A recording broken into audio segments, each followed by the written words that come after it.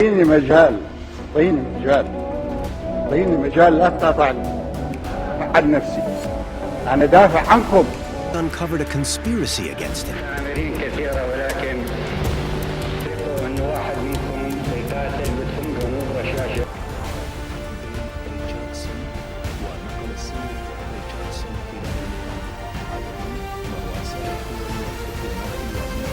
Were shown on Iraqi TV news at the time, but most lay in an archive, never broadcast until today.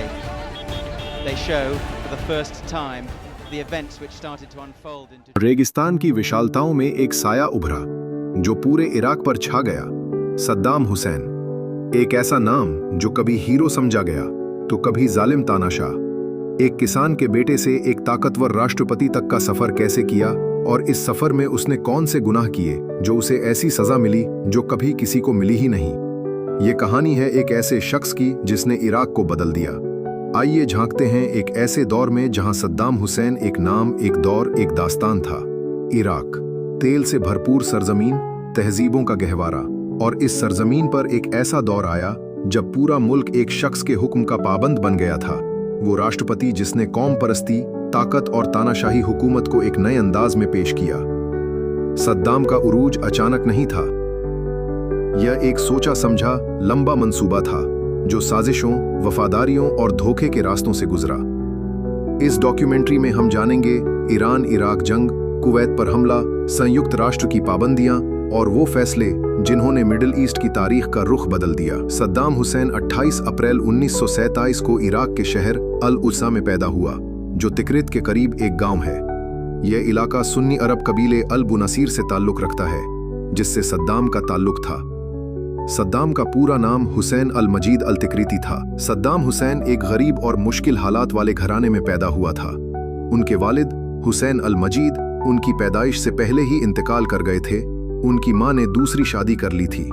इब्तिदाई जिंदगी में ही Saddam Baghdad मुंतकिल हो गया, जहां उसने अपने मामा खैरुल्लाह के पास तालीम हासिल की और बाद में उसके मामा, जो एक रिटायर्ड अफसर थे जिनका ताल्लुक बाथ पार्टी से था, उन्होंने ही सद्दाम को भी अरब कौम परस्त जमात बाथ पार्टी में शामिल करवा दिया, जिसने उसकी सियासी जिंदगी की बुनियाद रखी। सद्दाम के बाद 1968 में इराक की सियासत ने एक नया मोड़ लिया। बाथ पार्टी ने फौजी बगावत के जरिए इक्तिदार संभाला, जिसमें अहमद हसन अल बकर और एक खामोश सद्दाम हुसैन नायब सदर की कुर्सी पर बैठा। वो अब भी अवाम की नज़र में सादा और मददगार नजर आता था, लेकिन असल मिशन क्या था कोई नहीं जानता था। अगले 11 दिनों में सद्दाम ने ताकत की एक ऐसी बुनियाद रखी जो जाहिर नहीं होती थी, मगर अंदर से हर शख्स उसके कंट्रोल में आ चुका था। सद्दाम ने पार्टी की सीनियर क़यादत को एक इमरजेंसी मीटिंग में बुलाया।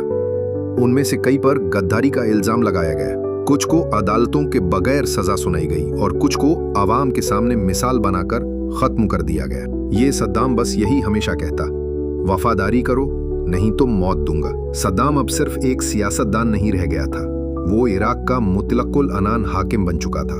रियासत का हर इदारा, हर आवाज, हर फैसला अब उसके इशारे का मोहताज था। ये वो लम्हा था जब सद्दाम ने सदर की कुर्सी नहीं बल्कि पूरे मुल्क की तकदीर अपने हाथ में ले ली। इराक, जो अभी ईरान के साथ 8 साल की खूनी जंग से निकला था, माशी बहरान का शिकार था। सद्दाम हुसैन को न सिर्फ कर्जों का बोझ दबा रहा था, बल्कि वो अरब दुनिया में अपनी क़यादत और फौजी ताकत का लोहा मनवाना चाहता। इसी वक्त खलीज के एक छोटे अमीर मुल्क कुवैत से उसका झगड़ा शिद्दत इख्तियार कर चुका था। सद्दाम ने इल्जाम लगाया कि कुवैत तेल की कीमतें गिराकर इराक की माशत को नुकसान पहुंचा रहा है और साथ ही सरहदी इलाके से जायद तेल चोरी कर रहा है। मगर हकीकत में सद्दाम की नज़र कुवैत की दौलत, उसके तेल के ज़खायर और उसके स्ट्रेटेजिक मकाम पर थी। और फिर रात के अंधेरे में 2 अगस्त 1990 को सद्दाम हुसैन ने एक खतरनाक कदम उठाया। इराकी फौजें सरहद पार करके कुवैत में दाखिल हो गईं। सिर्फ चंद घंटों में कुवैत का दारुल हुकूमत बगदाद के कंट्रोल में आ चुका था। दुनिया हैरान रह गई। एक खुद मुख्तार मुल्क, संयुक्त राष्ट्र का रुकन, अचानक एक हमसाया ताकत के कब्जे में चला गया। सद्दाम हुसैन ने ऐलान किया कि कुवैत अब इराक का 19वां सूबा है।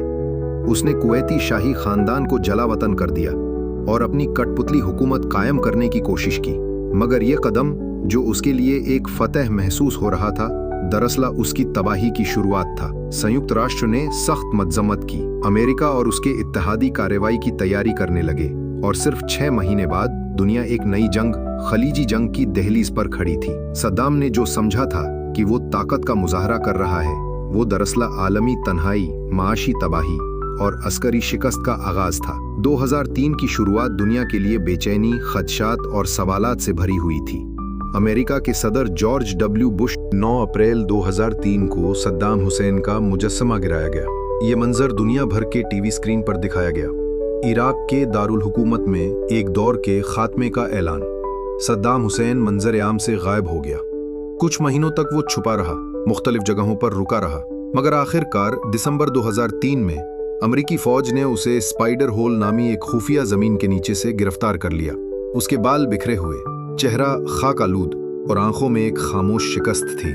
ये वो लम्हा था जब एक ताकतवर तानाशाह की कहानी अंजाम को पहुंची।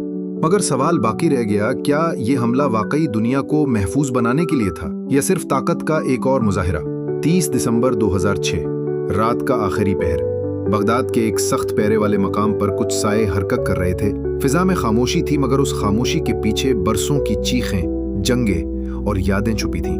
आज इराक के साबिक सदर सद्दाम हुसैन को तख्ता-ए-दार पर चढ़ाया जाने वाला था। 2003 में गिरफ्तारी के बाद सद्दाम पर कई इल्जाम लगाए गए, मगर जो मुकदमा उसके खिलाफ फैसला कुन साबित हुआ वो था अल दुजैल कत्ल-ए-आम, जहां 1982 में सद्दाम ने अपने कत्ल की नाकाम कोशिश के बाद 148 शिया मुसलमानों को कत्ल कराया था। अदालत ने गवाह सुने, सबूत जमा किए और 3 साल की समातों के बाद फैसला सुनाया, मौत की सजा। सद्दाम हुसैन ने अदालत में खुद को सदर कहा, मुकदमे को गैर कानूनी करार दिया और अक्सर जजों से तल्ख बहस की, मगर वक्त के साथ साथ उसकी आवाज धीमी होती गई। उसके चेहरे की सख्ती, उसके अल्फाज का गुरूर सब मद्धम पर गया। और फिर वो लम्हा आ गया, 30 दिसंबर की सुबह, जो इस्लामी कैलेंडर के मुताबिक ईद उल अजहा का पहला दिन था। सद्दाम हुसैन को सियाह लिबास में लाया गया। उसके हाथ बंधे हुए थे और उसके इर्द गिर्द मौजूद गार्ड्स खामोश थे। फांसी घाट पर खड़ा सद्दाम हुसैन, जिसने कभी हजारों को मौत के घाट उतारा, आज खुद उस लकड़ी के तख्ते पर खड़ा था जिसके नीचे रस्सी बंधी थी। उसने कलमा पढ़ा, कुछ लम्हे आंखें बंद की और फिर एक झटके में तारीख का एक बाब बंद हो गया। कमरा गूंज उठा, कुछ नारे, कुछ कैमरे और बहुत सी खामोशी। वीडियो मंजर आम पर आई, दुनिया ने देखा एक तानाशाह की जिंदगी का आखिरी मंजर। कोई बंदूक, कोई फौज, कोई नारा, कुछ बाकी न बचा।